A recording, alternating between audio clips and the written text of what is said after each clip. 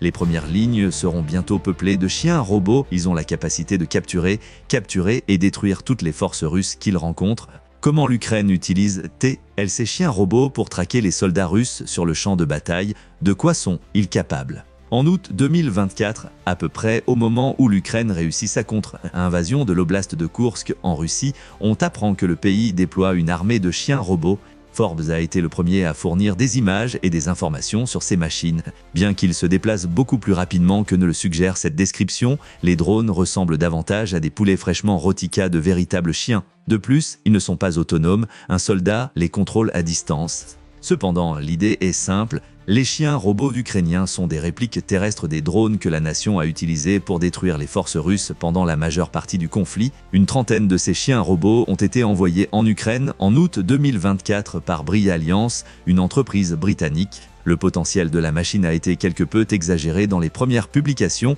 Par exemple, le tabloïd allemand Bild a affirmé que les nouveaux drones terrestres ukrainiens pouvaient, comme un chien de chasse conventionnel, détecter les forces russes avant de frapper. Ce n'est pas vrai, du moins pas au sens canin conventionnel. Les drones chiens ukrainiens sont incapables de chasser. Ils sont capables d'effectuer un grand nombre de missions au sol qui nécessiteraient normalement des soldats humains. L'Ukraine explore les bâtiments avec ses robots canins avant et après leur évacuation. Ces drones terrestres sont capables d'explorer des forêts profondes et de pénétrer dans des tunnels où les forces russes peuvent se cacher. Le robot peut sembler chasser, et d'une certaine manière, c'est le cas. L'Ukraine est capable d'obtenir des renseignements sur le terrain grâce aux caméras intégrées des robots qui transmettent en continu des images en direct à leurs contrôleurs. Selon Forbes, les chiens sont utilisés pour trouver des soldats russes et, dans une moindre mesure, pour localiser des pièges. Ils ne sont toutefois pas équipés de capteurs olfactifs. Avec la technologie actuelle, cela pourrait être trop. L'idée est donc assez simple. Avec une version terrestre capable d'effectuer des tâches que les drones volants ne peuvent pas accomplir, l'Ukraine étend l'utilisation des drones. Les drones sont également assez impressionnants en termes de fonctionnement. Chaque chien robot peut atteindre une vitesse maximale de 14 km/h qu'il peut maintenir pendant 5 heures avant de manquer de batterie. À titre de comparaison, sur des distances modérées, le coureur moyen atteint des vitesses d'environ 8 à 13 km/h. Ce n'est que sur de courtes distances que les sprinteurs peuvent atteindre des vitesses proches ou même supérieures à 32 km/h. Les chiens robots ukrainiens peuvent parcourir environ 72 km à une vitesse constante de 14 km/h pendant 5 heures. Le drone peut être piloté par une personne se trouvant à une distance maximale de 3 km, bien que cela implique que l'opérateur doive suivre le drone afin d'utiliser pleinement la portée du chien robot. Cela lui permet également d'établir un périmètre de sécurité autour de lui, pendant que le drone se déplace jusqu'à 3 km dans la direction souhaitée par l'opérateur et ses compagnons, il reste protégé. Ensuite, l'équipe et l'opérateur peuvent partir, faire une pause et scanner à nouveau. Le coût des chiens robots est également incroyablement bas. Leur prix varie entre 4 400 et 8 800 $, selon la version achetée. Les couvertures de camouflage allemandes peuvent également être utilisées pour les dissimuler, ce qui rend leur détection par imagerie thermique et à l'œil nu difficile. Par conséquent, les drones peuvent non seulement parcourir des distances incroyablement longues, mais ils peuvent également le faire sans que les forces russes ne s'en aperçoivent. De plus, la Russie aura des options limitées si elle parvient à s'emparer de l'un des drones. United 24 affirme qu'en cas de capture, toutes les données du robot, y compris ses directives opérationnelles et toute information que l'Ukraine aurait pu y implanter, peuvent être supprimées à distance et immédiatement. Il s'agit d'un équipement très intelligent, ce qui soulève une question évidente, d'où viennent les chiens robots en Ukraine? Brie Alliance, une société basée au Royaume-Uni, a livré le premier lot de 30. Cependant, cette entreprise n'est pas ce que l'on pourrait attendre de l'avant-garde de la recherche en robotique. Comme le montre un rapide coup d'œil sur son site web, Brie Alliance est une société de sécurité qui se concentre sur le développement de solutions de gestion des risques et de sécurité pour les particuliers et les entreprises. Ces services comprennent la mise à disposition de forces de sécurité pour sécuriser les expéditions internationales et de garde du corps pour les VIP. De plus, Brie Alliance peut aider ses clients en matière de sécurité des drones, ce qui inclut la formation militaire et l'utilisation de drones pour la surveillance. Tous ces services sont très utiles. Cependant, l'entreprise ne mène pas de recherche en robotique. Elle a modifié et amélioré les chiens robots utilisés par l'Ukraine, mais ne les a pas construits. Cependant, il y a une question évidente à se poser si tel est le cas qu'il a fait. La réponse est surprenante. La Chine, Forbes affirme que des experts militaires ont déjà déterminé que les chiens robots ukrainiens sont des variantes des Unitree Go 2 Pro qui sont fabriqués en Chine. La fiche technique des Go 2 Pro fournit des informations supplémentaires sur les capacités des drones qui sont considérés comme les homologues à pattes des quadricoptères sans pilote chinois. Génération Robot affirme que les pattes pliables des drones permettent de les déplacer facilement vers d'autres zones. En plus d'un processeur d'algorithme DIA, ils sont équipés d'un processeur ARM qui leur permet de comprendre et d'exécuter les commandes de leurs opérateurs. Les chiens robots fabriqués en Chine et provenant d'Ukraine sont capables de porter jusqu'à 8 kg et sont équipés de Bluetooth et Wi-Fi intégrés afin de pouvoir se connecter à d'autres gadgets. Mais ce qui m'impressionne vraiment avec ces drones, c'est la portée de leurs caméras et capteurs.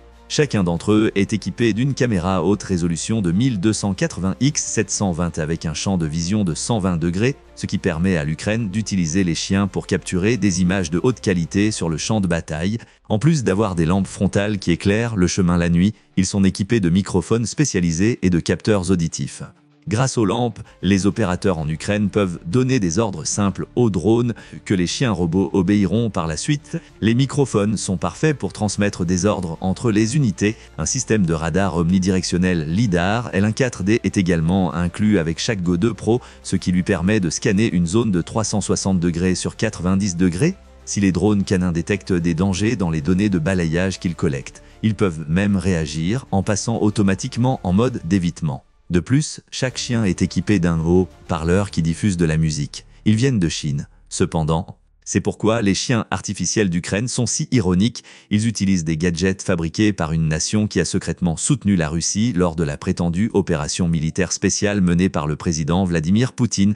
Des sources occidentales ont affirmé qu'il existe des preuves irréfutables que la Chine fournit à la Russie des drones d'attaque militaire depuis au moins septembre 2024. La Chine fournissait également à la Russie les ingrédients essentiels dont Poutine a besoin pour ses armes. Selon un reportage de Radio Free Europe de janvier 2025, l'Ukraine n'a pas d'amis en Chine. Cependant, l'Ukraine déploie actuellement les puissants chiens robots qu'elle lui a involontairement donnés pour traquer les soldats russes. De plus, l'Ukraine a été l'un des premiers pays à utiliser ces drones au combat. Vous serez peut-être surpris d'apprendre que l'idée des robots quadrupèdes est très ancienne. Par exemple, en 2005, Boston Dynamics a créé le Big Dog pour l'armée américaine.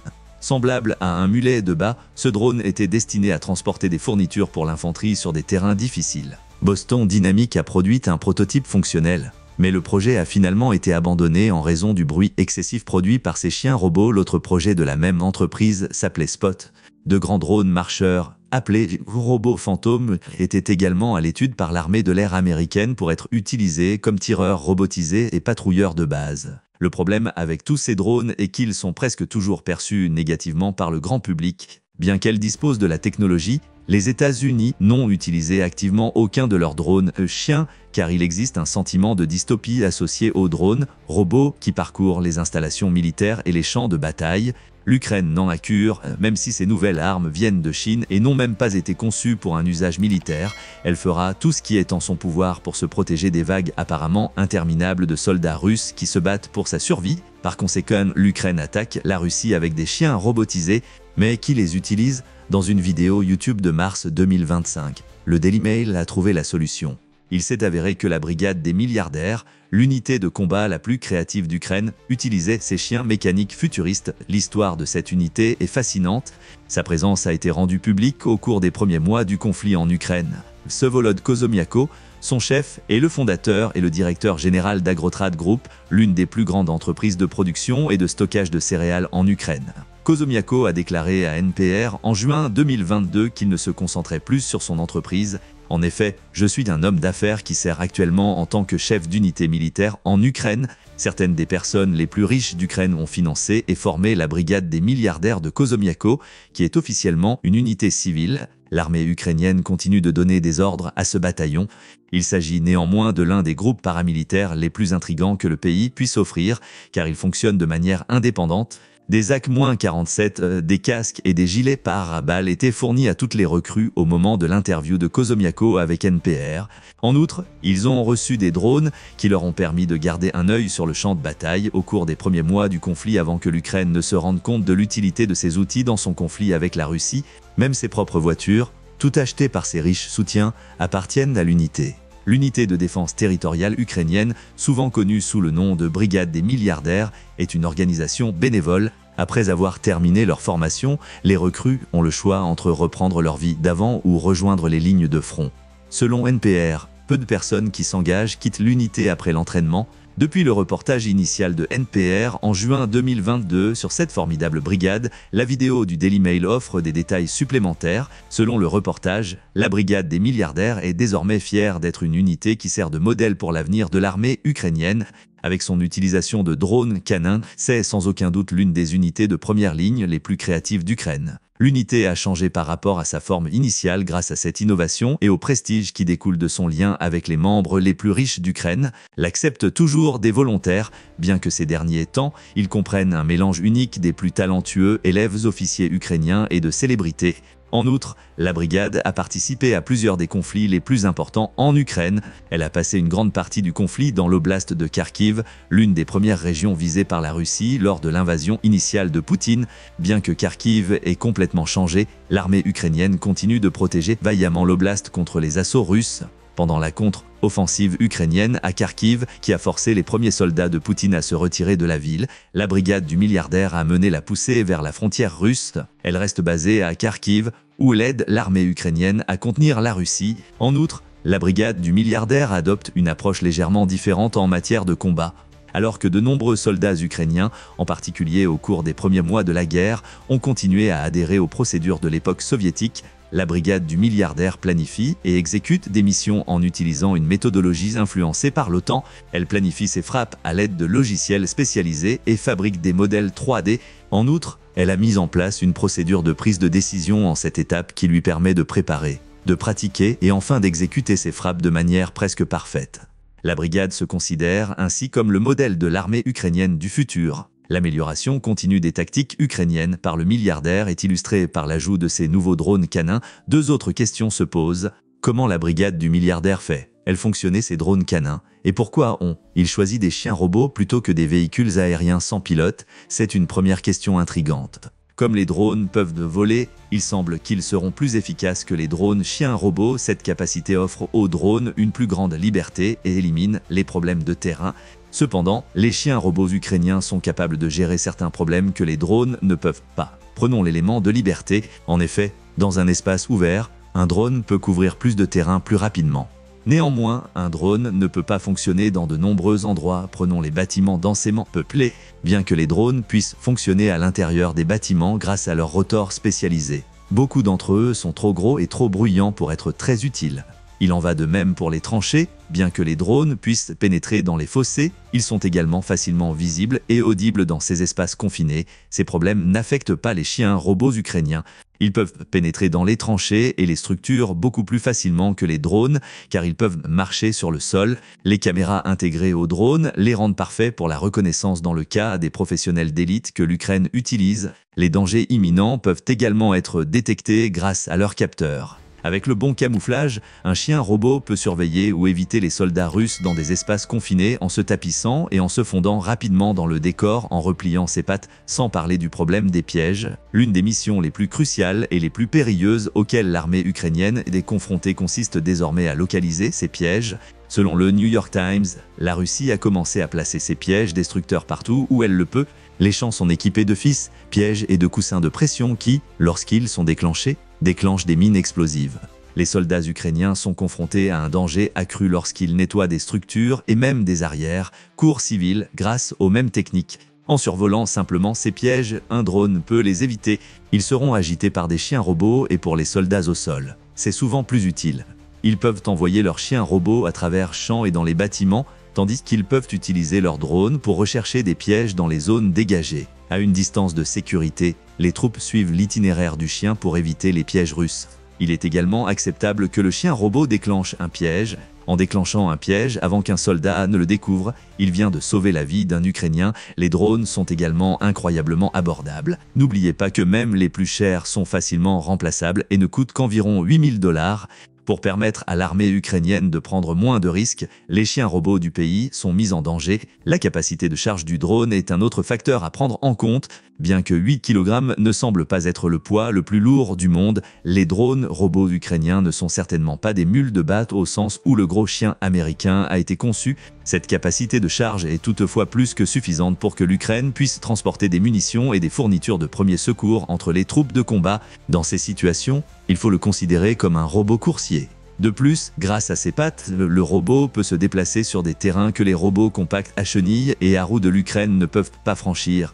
Cela le rend, une fois de plus, pratique pour livrer des fournitures dans les zones de conflit urbains et sur d'autres terrains difficiles. En théorie, les chiens robots ukrainiens peuvent être transformés en armes létales.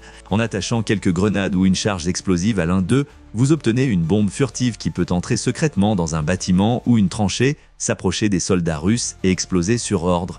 Selon les experts militaires, transformer les chiens robots en drones kamikazes pourrait révolutionner le combat. L'un de ces spécialistes est l'ancien consultant Valéry Ryabik, mais il y a un hic. Brit Alliance, la société qui fournit ces équipements, affirme que son but est de sauver des vies, pas d'en prendre. Leur directeur général a clairement indiqué que le modèle BAD-2 n'était pas destiné à attaquer, mais plutôt à localiser les pièges et à déminer. Il reste à voir si l'Ukraine respectera cette finalité ou les modifiera à des fins militaires. En fin de compte, il s'agit d'automatiser des tâches sur les lignes de front qui nécessitaient auparavant que des hommes mettent leur vie en danger. Le fait que les chiens robots ukrainiens soient en quelque sorte modulaires est encore mieux. Ce produit sert de plateforme de base dans laquelle toutes les technologies pertinentes peuvent être intégrées, a informé un soldat anonyme au Kyiv Post en septembre 2024. La nature de la guerre est en train de changer et ceux qui peuvent s'adapter et tirer parti des nouvelles opportunités surpasseront l'adversaire. Bien que les chiens robots ukrainiens leur confèrent sans aucun doute un avantage au combat, la brigade de milliardaires ne compte pas uniquement sur eux. Nous les contrôlons généralement à distance et essayons de le faire le plus loin possible du champ de bataille pour la sécurité de nos opérations, a déclaré un membre de la brigade au Daily Mail en décrivant comment il utilise une variété de véhicules terrestres sans pilote. Il a ensuite montré comment ces drones plus grandes à roues et à chenilles gèrent la logistique, du transport de munitions à la réduction des risques pour les soldats en plus de remplacer des voitures plus chères et plus vulnérables. Ils remplacent également des personnes, rendant leur travail plus sûr et plus facile. Le chien robot fait partie du lot, mais il a une fonction distincte.